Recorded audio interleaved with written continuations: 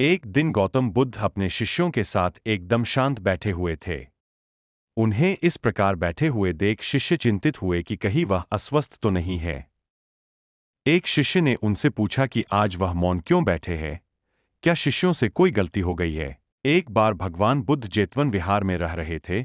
भिक्षु चक्षुपाल भगवान से मिलने के लिए आए थे। उनके आगमन के साथ उनकी दिनचर्या, व्यवहार और गुणों की चर्चा भी हुई। भिक्षु चक्षुपाल अंधे थे। एक दिन विहार के कुछ भिक्षुओं ने कुछ मरे हुए कीड़ों को चक्षुपाल की कुटी के बाहर पाया और उन्होंने चक्षुपाल की निंदा करनी शुरू कर दी कि उन्होंने इन जीवित प्राणियों की हत्या की। भगवान बुद्ध ने निंदा कर रहे उन भिक्षुओं को बुलाया और पूछा कि क्या तुमने भिक्षु को कीड़े मारते हुए देखा है? उन्होंने उत्तर दिया नहीं। इस पर भगवान बुद्ध ने उन साधकों से कहा कि जैसे तुमने उन्हें कीड़ों को मारते हुए नहीं देखा, वैसे ही चक्षुपाल ने भी उन्हें मरते हुए नहीं देखा और उन्होंने कीड़ों को जानबूझकर नहीं मारा है, इसलिए उनकी भर्त्सना करना उचित नहीं। भिक्षुओं ने इसके बाद पूछा कि चक्षुपाल अंधे क्यों है?